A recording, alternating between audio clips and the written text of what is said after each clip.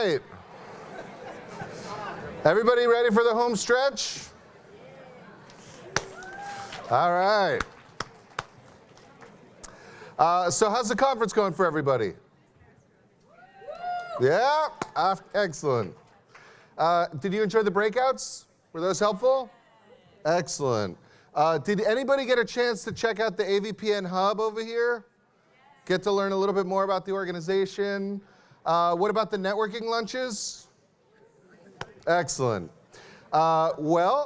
Speaking of networking lunches and nutrition, we are going to bring the program home today with a series of couple talks looking at nutrition and really looking at the role that nutrition plays and should and can play within the field of venture philanthropy.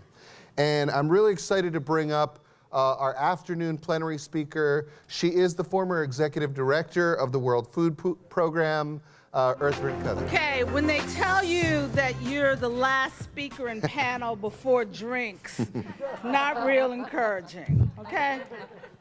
Just not real encouraging. So despite that, and having AVPN put us at the end of the day to talk about nutrition, which we believe is really important, and we know that you do too because you're sitting in here at the last session. I want to thank AVPN for including me in this conversation. I'm often asked to deliver remarks in conferences regarding hunger and nutrition, specifically because of the work that my colleagues performed during my tenure as a WFP executive director. Because of this role, I'm asked to bear witness to the global tragedy of hunger and malnutrition, to reinforce the numbers for people, the 821 million people who are food insecure as we sit here today, the 150 million children suffering from stunting, the 1.3 billion people experiencing micronutrient deficiencies, and micronutrient deficiencies often referred to as hidden hunger. I'm here today in my role as the trustee for the Power of Nutrition, and because of the new entity that my cohorts and I are working to stand up, appropriately named Food Systems for the Future, which is a new fund to catalyze investment in food and nutrition for the poor and underserved. With these roles in mind, I ask you to also consider the fact, let me do this differently.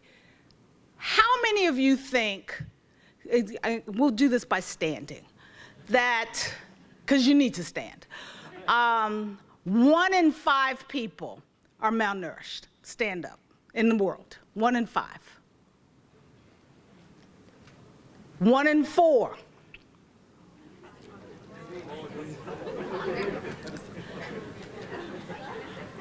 1 in 3. Keep standing. Keep standing. All right, so most of you know the data, so sit down. Those who stood up at 1 in 3, you're right. Give yourselves a round of applause.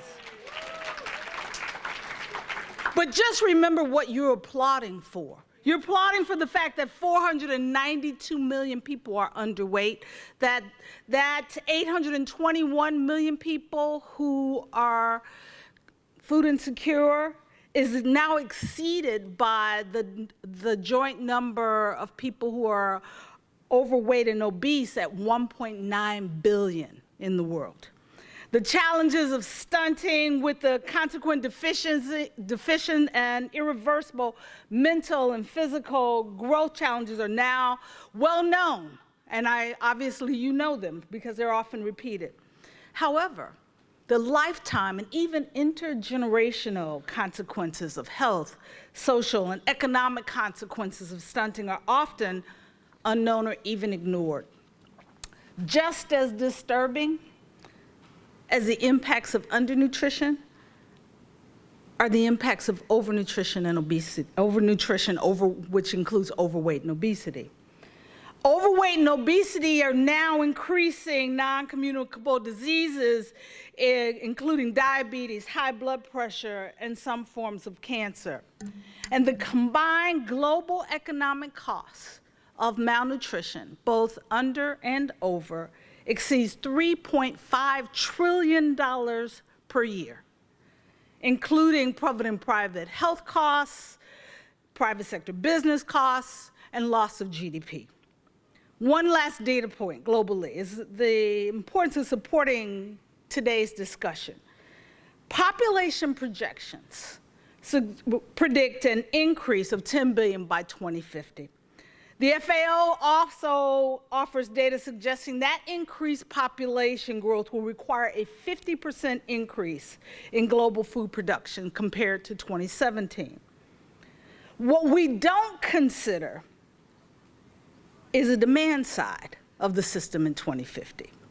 Because today's system is struggling to meet the demand for nutritious, affordable food for the poor and underserved. In the future, in the face of the population growth and the increased need for food production, that demand is also met by the challenges of water and additional arable land remaining in short supply. Because I haven't made you sad enough, let me bring it home. In Asia, 81.7 million children under 5 suffer from stunting, which is height to age, with the greatest burden in Southern Asia. Here in Asia, anemia amongst childbearing age women is close to 50%. And rising year on year. And in many of these same countries across the region, there is double burden or coexistence of undernutrition and overnutrition, with 18.8 million children under 5 overweight. The data reflects that that double burden can be in the same child, not just in the same country. Because children who are undernourished in those first 1,000 days, when then given a diet high in salt and sugar and fat, they become overweight and obese and stunted. And overweight children in Asia has now reached 9.4% of the population, compared to 5.9% globally. As a result, the region is experiencing a rapid upsurge in the childhood non-communicable diseases. We're seeing more early onset adolescent diabetes, more early onset adolescent high blood pressure, and undernutrition in Asia is estimated to reduce GDP by 11% per year. Reversing course will require farm-to-fork system improvements across Asia. Food system transformation is being driven by growth of urban populations, as well as by income growth and the emergence of the growing middle class. We're here today because no government action alone will address these food system challenges. No one actor will sufficiently address the systematic and structural changes required to create the sustainable, durable solutions necessary to meet the challenges of nutrition locally, regionally, and globally. Improving the food system and nutrition system requires outcomes from farm to consumers, will require research-driven, concerted, collective partnership action between government, private sector, donors, civil society, and our citizens.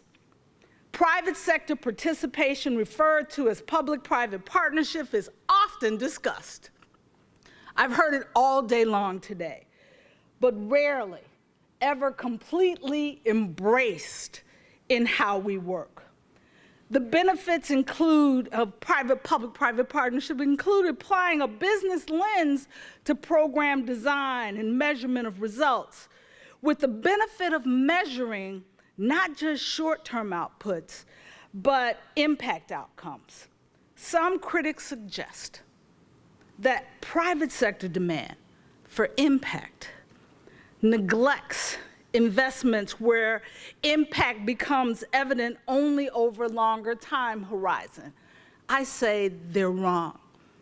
And we in the development community must recognize that the reality is we must seize the opportunity for collectively defining impact metrics, which include interventions that are important and quantifiable in the short term.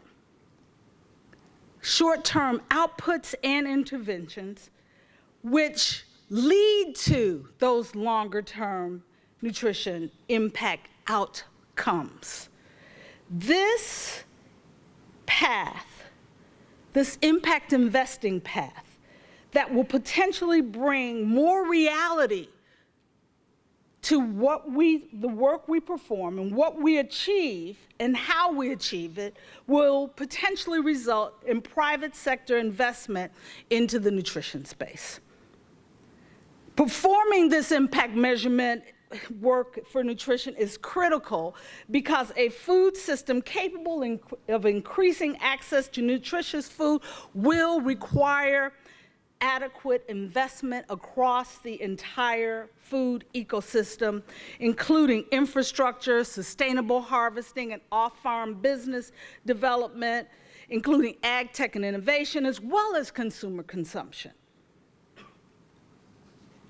Yet today, enough blended capital sufficient to scale is not happening. The level of ambition is higher than the capital to meet that ambition, which creates a gap in the needs between innovation and investment and implementation activities required to fix our broken food system. This is especially true when it comes to funding growth of small and medium enterprises and when building exclusive ecosystems, business models that include low-income producers, workers, and consumers across the value chain. All investment funds specializing in food and agriculture increased from 38 to 446 between 2005 and 2017. So you say more money's coming into the system, Eartha, and what are you talking about? The reality is 60% of all private sector funds were invested in North America and Europe, with only 6% directed to opportunities to Asia and the Pacific. Of these invested dollars, relatively little impact blended finance dollars, about 6%, went into food and agriculture and nutrition solutions beyond the middle class and the affluent. New blended capital financing mechanisms like the Power of Nutrition can serve as a bridge between economic opportunity and achieving measurable outcomes. I could go on, but I'll finish as part of the panel. Let me end by saying we can talk about fixing the broken food systems, addressing the challenges of nutrition, but we can't make this a reality without the private sector, without business investment. The Power of Nutrition, together with Chatham House, is in the process of developing a report for release in 2020. And Martin will tell you more about that report and how you can get involved in it. We must have private sector moving beyond the conversation of blended finance into the reality of actually investing dollars, particularly in this region, if we expect to make change. Thank you. All right. Well, I think, Eartha just did a great job bringing us home today as we get ready for our final panel, and I think really teed up the conversation we're about to have. Certainly she underscored the critical importance of nutrition and also the fact that there is a funding gap, whether it's coming from the private sector, from philanthropy, partnering more closely with government.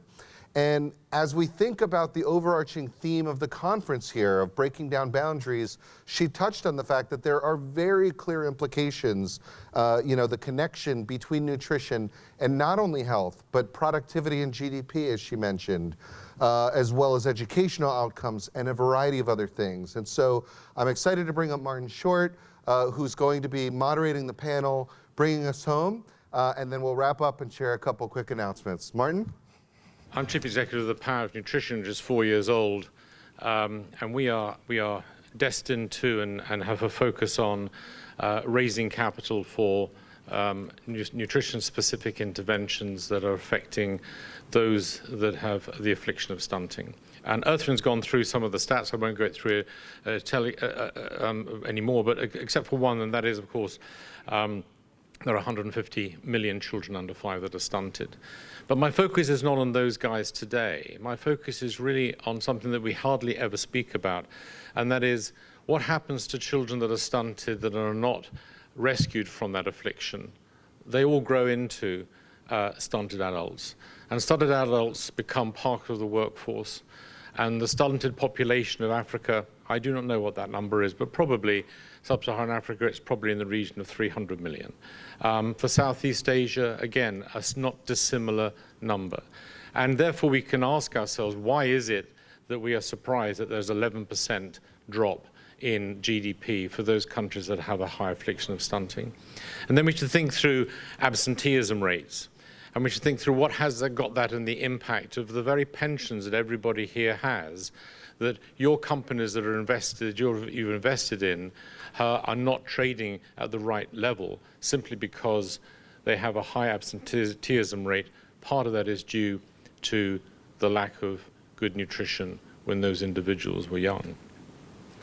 So we're going to have a good conversation today, and I hope that it's going to be a fun one, and I hope it's going to be edgy. But we're going to be thinking through the human capital. But let me call up my panelists, who are the great and the good of development and indeed the private sector that I think that Earthrin was talking about so passionately. Because I think we've got to remember one thing. Governments don't create jobs. Jobs are created by private sectors. And it is that we should start focusing on. And we should never, ever deviate from the fact that it is very good for the private sector to make money, because if they make money, they're going to be there and they're going to build their businesses and their workforces. But Earthrin, may I call you up? Earthrin Cousin, please. You all know her from her speech beforehand, former executive director of the World Food Programme, and very pleased to have her as a board member of the Power of Nutrition. Anand Sundaresan, can you come up as well, please, from DSM, Human Nutrition and Health Director, Vice President. Bradley, please join us. Bradley Busetto, Director of the new UNDP Center for Technology Innovation, Sustainable Development, and Rebecca Boosted, please, from Kellogg's, External Communications, Internal Communications, Government Relations, and Philanthropy Executive. Thank you very much. Let me just briefly say that there will be 2 portions during the panel where they'll be taking questions from the audience. So please, if you haven't already downloaded the app, do so. And if you click on the live Q&A, you can submit questions for the panel, and they'll consider those at 2 points during the discussion. Okay, well, let's get straight into this, and I'll stop talking and start listening. So, guys, we've been talking about nutrition and, and thinking through, why is it important? Why is it important for you guys, and why is it important for your businesses that you run? And what are you doing in that field of nutrition that is going to make a difference? Because the Power of Nutrition is all about supplementation, but supplementation, we've got to think about that as a short stopgap. What's the real answers? And let me pass it to you, Rebecca, first of all, and give us some thoughts about what nutrition means for you and your business. Yeah, certainly. So good afternoon, everyone, and thank you, Martin, for the opportunity. So nutrition for us in our business is very centre to our Deploy for Growth strategy, which is our company growth strategy. It's very centre to that because we have an objective through what we call our heart and soul strategy, which is to create 3 billion better days for consumers across the world. We do that through 4 areas of work. We do it through trying with a goal of nourishing 1 billion people across the globe through the foods that we create, but also through some of the programs that we create and we invest in. The second area that we work in is a program that's feeding what we hope to be 375 million people. Now, this is a program that at the moment is a philanthropic effort where we try to gift food, but we'd love to move that to having these people experience the benefits of having proper nutrition, eating in the morning, and then moving through lifting up their income levels so that they ultimately then purchase nutritious foods. The third area that we work in is nurturing the planet, and we look to support 1 million farmers. A very quick example of some of the work that we do there, and picking up Erthrin's conversation around agriculture and needing to work through the full food supply, and also some of the work that Chatham House is doing, is that we work with Thai farmers, and we have created a medium grain rice program where these farmers are growing medium grain rice, a crop that was not available in Thailand, to supply into the foods that we make in Southeast Asia. Through that program, we've trained them on climate-smart agriculture practices. We've targeted about 1,000 farmers. 60% of them are women.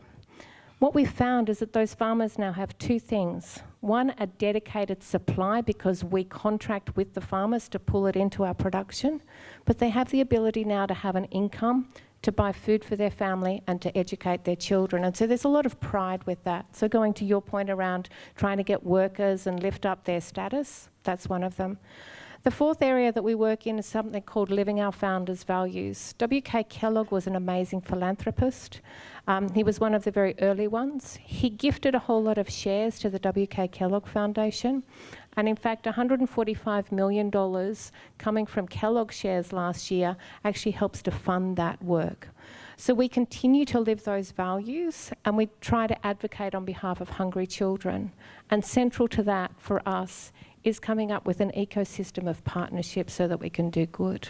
So it's very central to what we do. We've got a lot of different examples and a lot of different investments.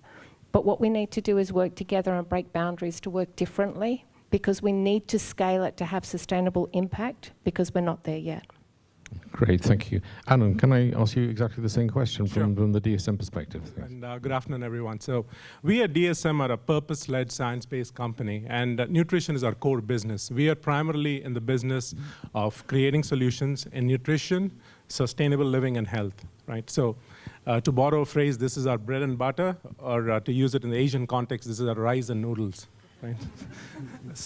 And secondly, from the aspect of doing good, we have been strong supporters of the Sustainable Development Goals, SDG 2, which is really about hunger and malnutrition. And we believe that it's really the central common denominator. I think Erthrin kind of mentioned that about all the other goals are basically related to how you can have a healthier, prosperous society.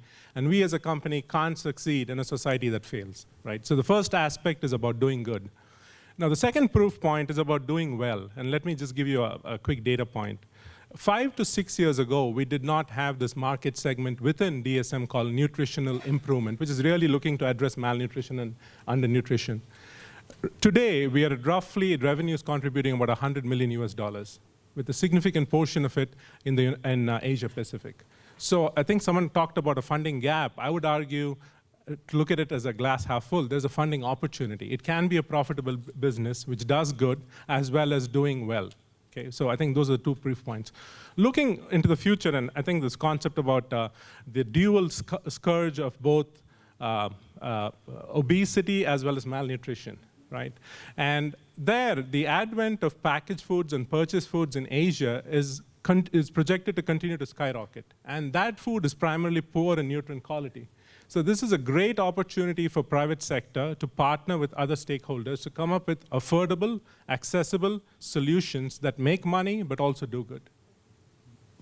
Well, let's keep on that role of the private sector in terms of partnerships that you mentioned, because since being in development for the last 4 years, the 2 or 3 words that I hear most of all is partnership, collaboration, and cooperation. And the 3 things that have done the least for me in terms of getting me excited is partnership, collaboration, and etc. Because I think there's a lot of talk and little action.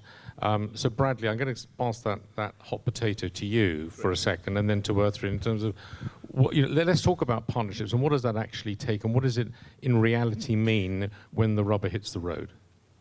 Right. So I'm with the United Nations Development Program, and I think just to speak a little bit about what the UN has been doing for many years in nutrition, it's a lot of normative work on guidance on nutrition and guidelines, but of course, very visible work that the World Food Program has been doing for years, what UNICEF has been doing for years in crisis situations, around food security as well. But it's only been relatively recently that we've really been reaching out to the leading private sector actors. But there's some really visible and really great partnerships that have been going on for years. Well, not to sound the panel, but with DSM and the World Food Program for many years, where DSM has been literally working in-house with WFP to create nutritional products that help stave off acute malnutrition of very young children. With Unilever, there have been great partnerships in this regard.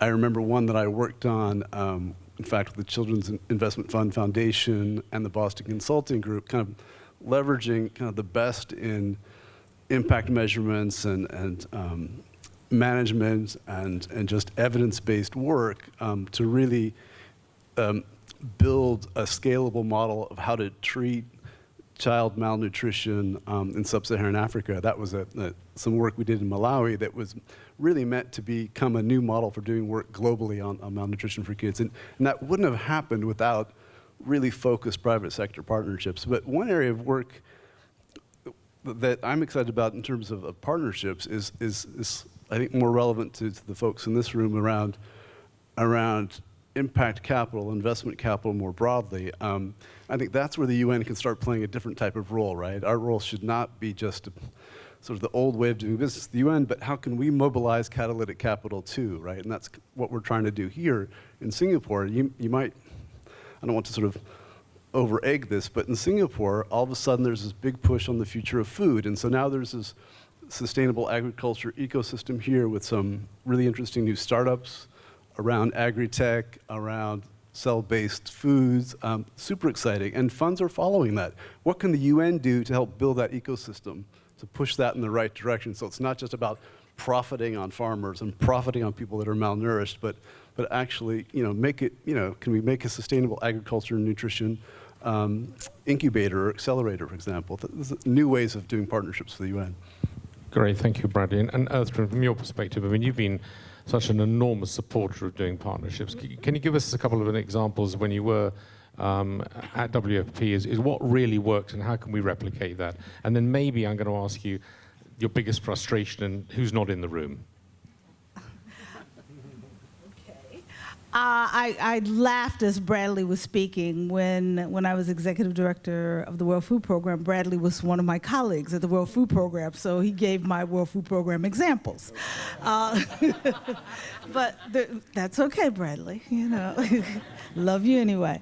No, the reality is, I was reading a report recently where they coined a new phrase called philanthrolateralism, where private sector foundations engaging with the United Nations, moving beyond what is traditional multilateralism with governments to bringing in private sector. And needless to say, many in the development community push back against this, and many in the human rights community push back because the question becomes how much of this is what some would call blue washing or UN washing by creating partnerships with any UN agency, just as you would with an NGO, that would support the opportunity to raise the profile of a company. And my position when serving at WFP and before that in civil society in the United States is partnering with private sector companies and investors. If it raises their profile in a positive way and allows us to invest in achieving the goals that we share of addressing the challenges of malnutrition, okay, I'm fine with that and willing to stand up and provide the recognition to corporates for that level and that type of investment. The challenge becomes when we as partners are not really partners. When the collective action is only for the benefit of providing window dressing as opposed to achieving measurable and discernible outcomes. The opportunity that we have, and you asked me what is the challenge of who's not in the room. The who's not in the room, let me ask a question. How many funders do we have in the room? Private sector funders. How many businesses, thank you, how many businesses, private sector businesses do we have in the room? And then how many foundations? And civil society. What you saw really missing is the money. We talk about increasing private sector funding, but in the space of food and agriculture, the dollars are still minimal in comparison to the need. And until we can engage in conversations where you have as many private sector funders in the room as you do civil society, foundations, governments, UN agencies, we won't make the change that is necessary. Thank you very much indeed. So when we look through some of the opportunities that are perhaps missing, I mean, what are we missing here? Because it seems there seems to be willingness from a lot of people that I speak to of this sort of private-public partnership, and to do that in collaboration and partnership, you know, I think at its core means compromise and equality, and I think people don't do that very well in development. And it's always interesting to me to see that the people think there's a trust deficit between the public and private sector, and I must say, I think there's a trust deficit within the development sector at the moment that we've got to deal with before we start to address the trust deficit between ourselves and the private sector. But if we look at the opportunities, Anand and Rebecca first, what are the opportunities that you see over the coming 5 years in terms of that partnership? Where are we going to, where are the big opportunities, the big plays to put me out of a job, to put supplementation out of a job and replace that with products that you can go and buy in supermarkets and products that you can go and afford to purchase? Rebecca first. Yeah, I think the massive opportunity is for us all to get together to solve the problem. And I know you've mentioned that collaboration may not necessarily work. We've got so many smart, intelligent people in this organisation and in this room and outside. For me, it's about trying to harness those and trying to actually understand, well, what's not working about affordable nutrition and what can we do differently? 2 examples that I'll give. One is around how we're doing it within Kellogg and what we're trying to do through our business. And then I'll talk about a new model that we're trying to create, which we're hoping to transfer across to driving demand. So the first one that we're trying to do is we're trying to understand what are the price points that we can get our foods down to in order to make sure that they're truly affordable for the people that need them at the C and the D level. We've got a lot of great products that are up at the A and B level, but we need to work much more on the C and the D. For us, that's about trying to work with companies like DSM, people that also truly understand how to create fantastic food that's tasty, that's cost effective. So it might be food tech people. It might be people completely out of this sphere. But how can we collaborate and bring those incubators in and get foods that are at that 1 rupee price or the very, very low price? So that's the first thing that we're doing, and we're trying different models to get that. The second part of that, though, is not just having the food, it's having that distribution model that gets that food to the last mile, to those communities that wouldn't necessarily buy in a big supermarket, but would buy from a lady, a tabletop lady, that might be just selling a small amount of food. How do you get into that? Do we partner with NGOs that have that access? Do we partner with other organisations that might be getting medicines through?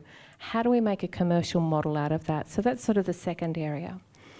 The other part that we're looking at is creating a movement or creating an ecosystem for impact. And it's a program that we actually started at AVPN last year, where we asked people who wanted to come and help us solve for morning hunger.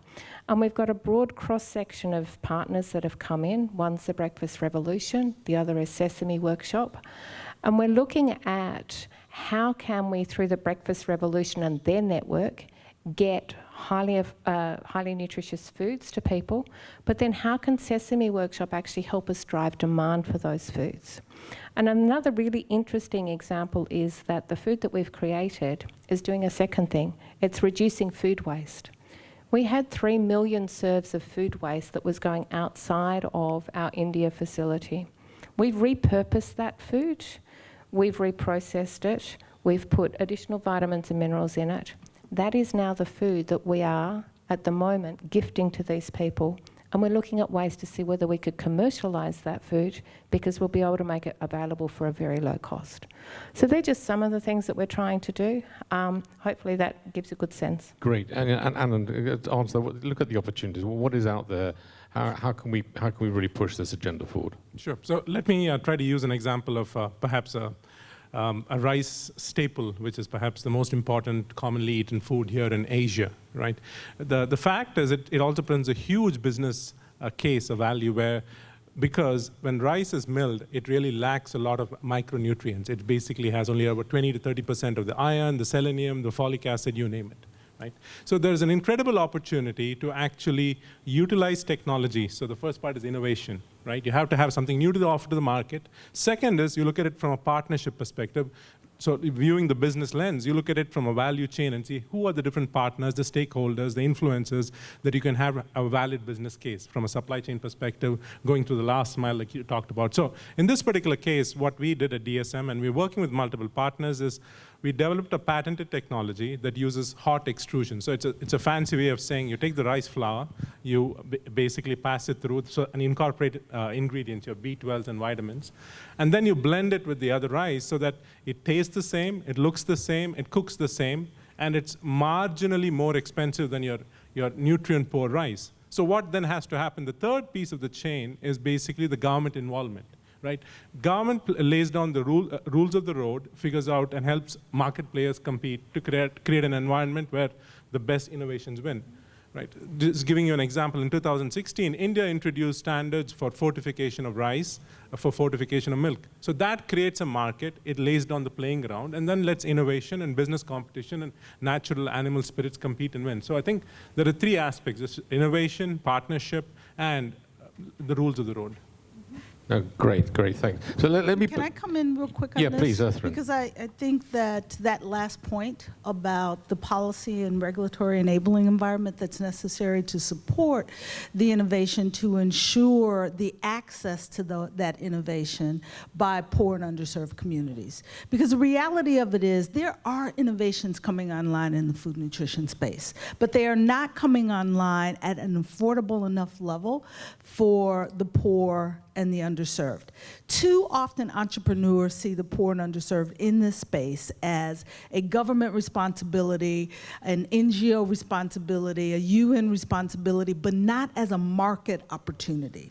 But with appropriate policy action, as well as innovation in packaging and size of packaging and quantity size that brings the price down, we have an opportunity to meet the demand for nutritious food, not just for the affluent and the middle class, but for the poor and underserved as well.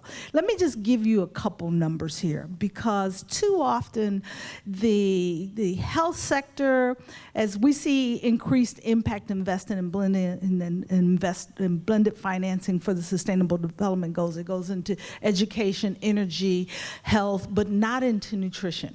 But the data suggests that there's $155 to $405 billion a year available in new money, new markets money to supporting reducing food waste. That there's $165 to $205 billion a year in meeting the increasing food requirements of the poor, particularly in developing and middle-income country, emerging economies. And another $110 to $205 billion a year in uncaptured opportunity in reformulating products for increased nutritional value.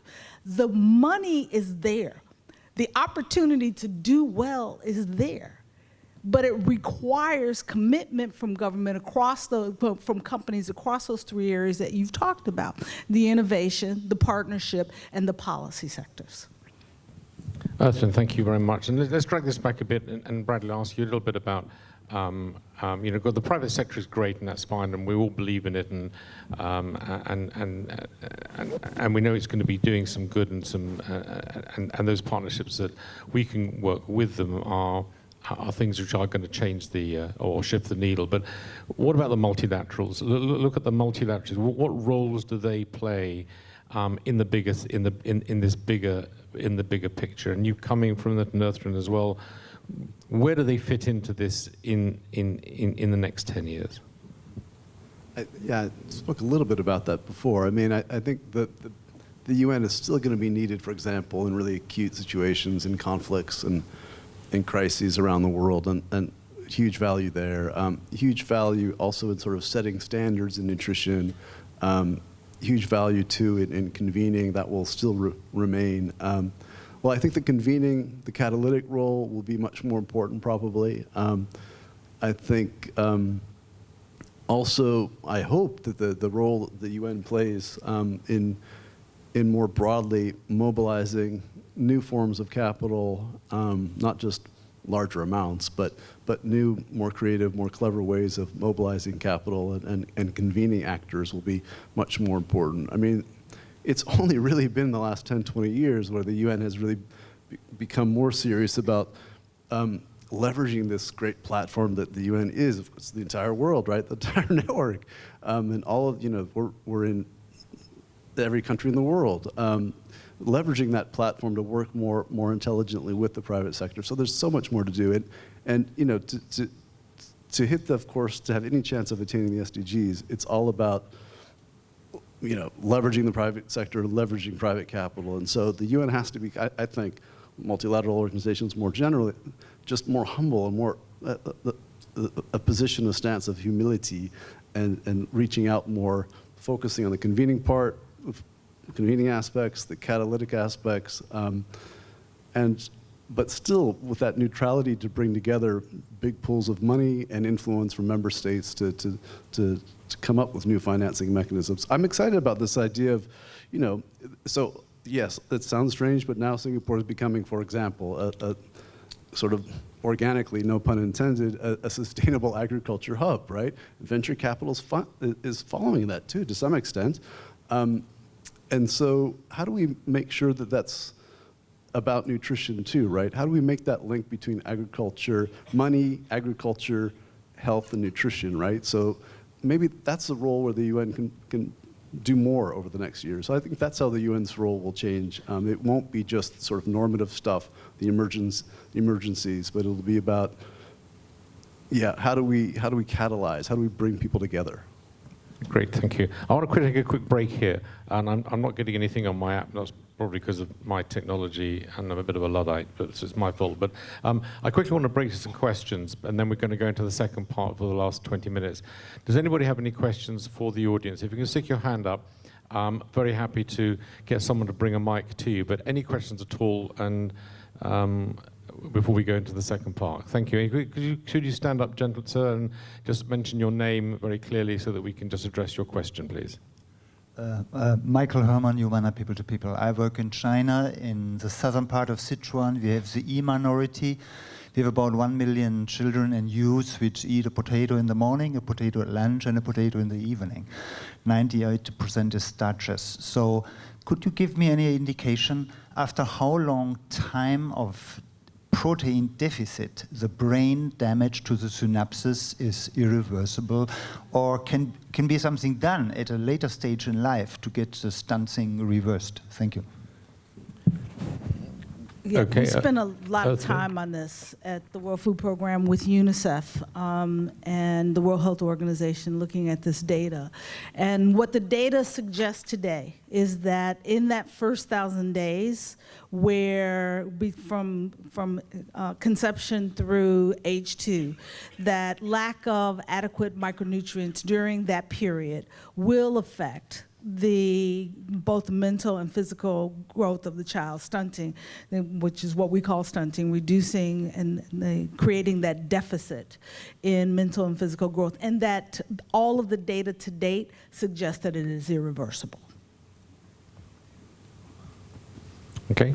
Did anybody else want No, I just think, just to add on to what Ertharin said, it's interesting to think, especially in the Asian context, where we're obsessed in Asia about the future of work, right? Because we think it's all about what happens with the automation of everything. But what about the future of work related to nutrition, right? You've got all this stunting. How does that affect the workforce and employment going forward and just humanity going forward? So there's another version of the future of work, too, that we need to be worried about. Is there another question that we can have before we turn on to the second session?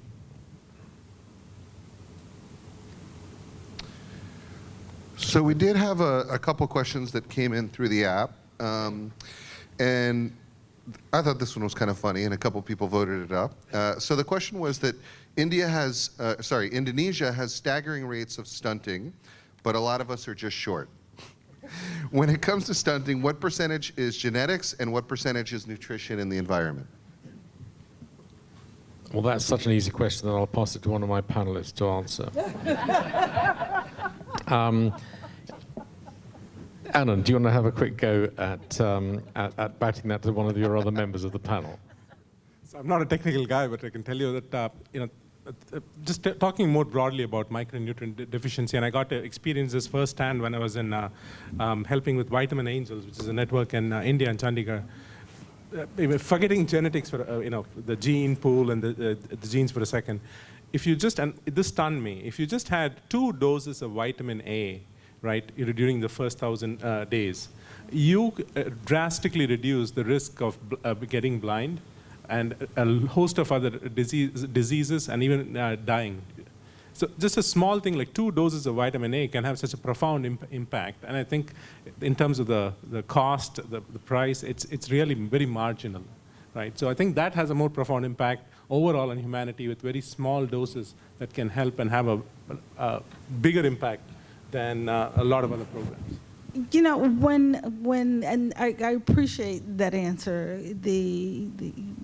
I'm not a geneticist or a public health specialist, but I can tell you anecdotally, the genetic makeup on the Korean Peninsula is the same, if not very similar. It is, many of these are families. And the reality of post-conflict height and stunting between North Korea and between the DPRK and Korea is significant and is directly related to diet and micronutrient deficiencies in the North.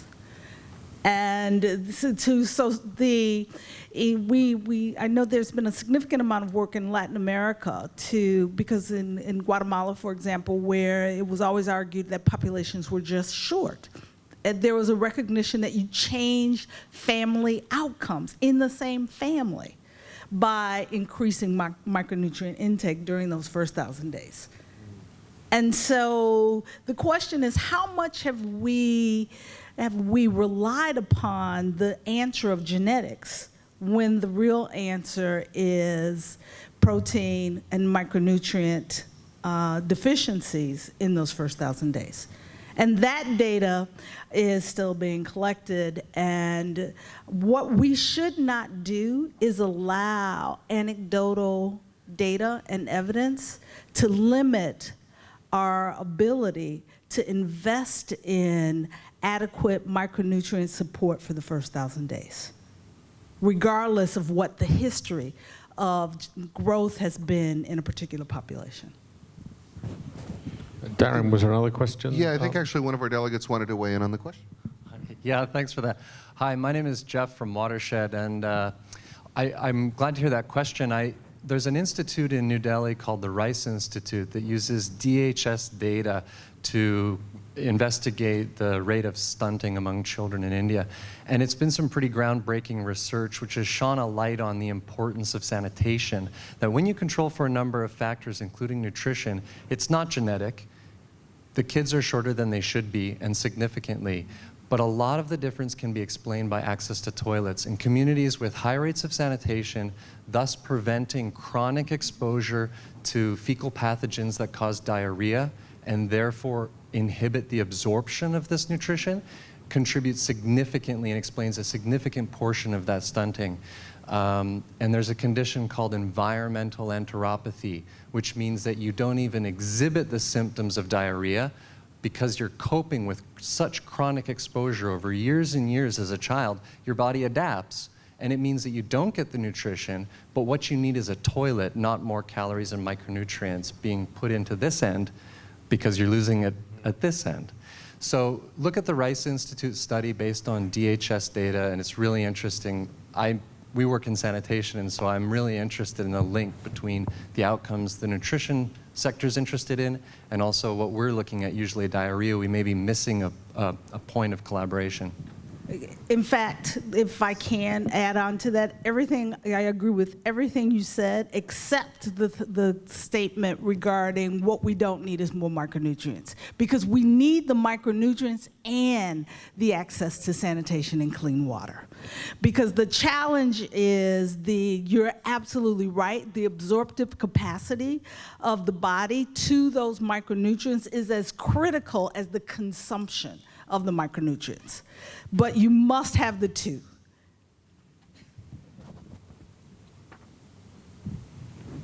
Okay. All right. Well, let's move on to the second part. We've got about 10 minutes left, so I just want to quickly set the scene for something a little bit different.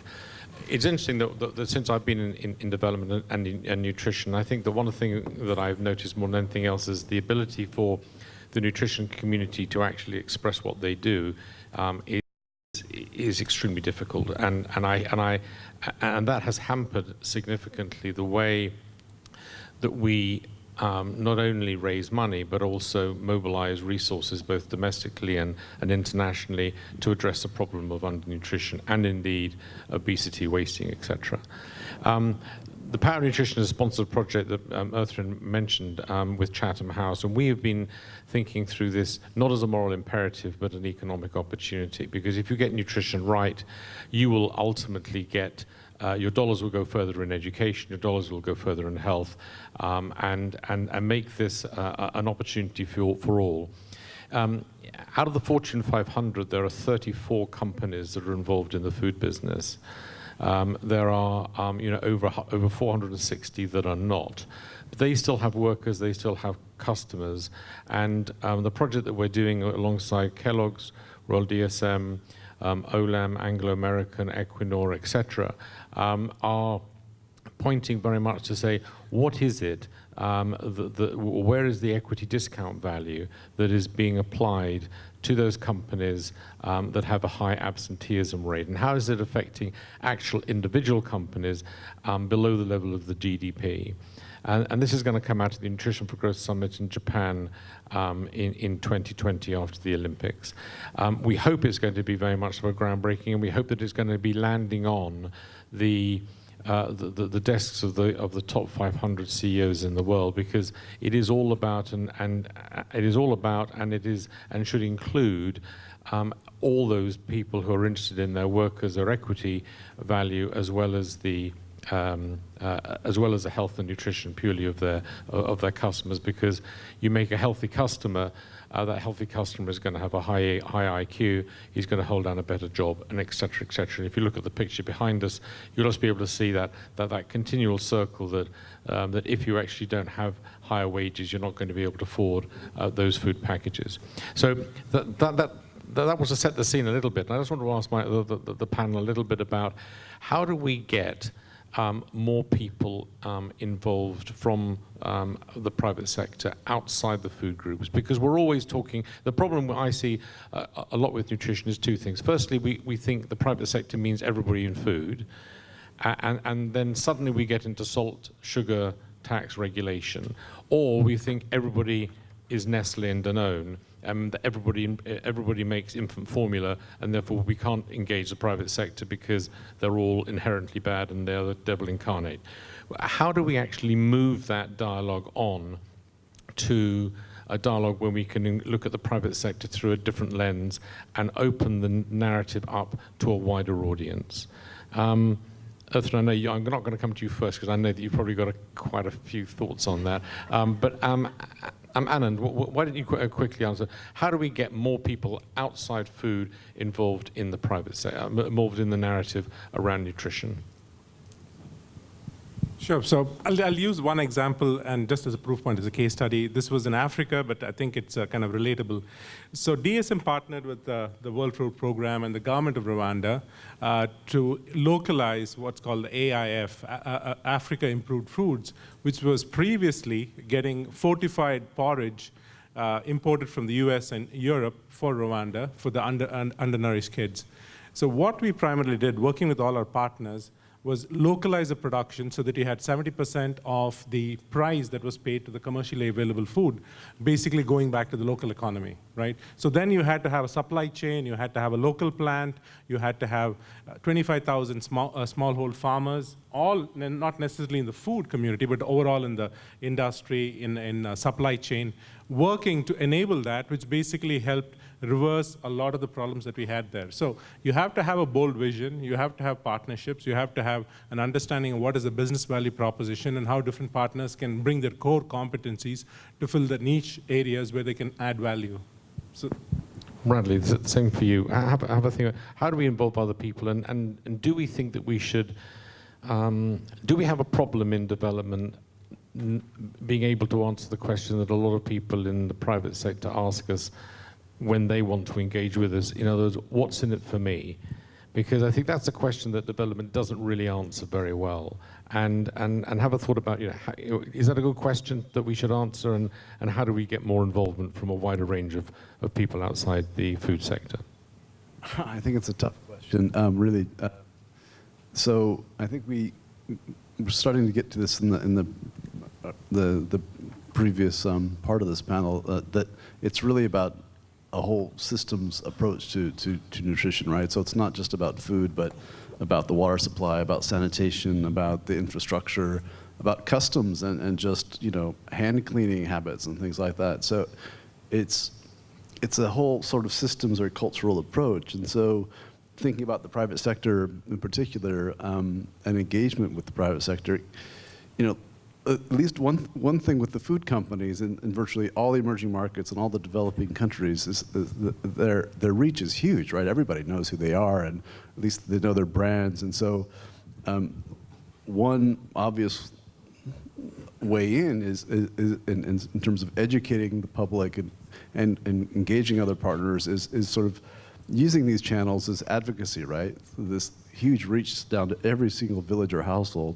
that these food companies have, but to broaden the conversation, broaden the group of private sector, corporate actors, whomever that we bring in. But you're right, it's hard to speak about nutrition because even though We've been working in this area, or this field for so long. I mean, so many people still are so fatalistic, like, you know, you can't do anything about it. It's done. The stunting's done. It's over. So it's tough, but it requires sort of a whole of society, a whole sort of systems approach to this, right? Not a very good answer, but the reach in of so many of these food companies is important from just a tactical point of view in the developing world. Bradley, thank you. Rebecca, quickly, and then I'll quickly pass it to Erthrin. Okay, quickly. I'm going to pick up on it. What's in it for me? Ultimately, as an organisation that's, our livelihood is creating demand for our foods, we need to understand from the end game what's in it for the consumer to have our food. If you apply that into these other businesses, I look at this and I look at the absenteeism and reduced worker productivity. What's in it for them is the increased productivity they could potentially get, and it's also the employee engagement that they could get.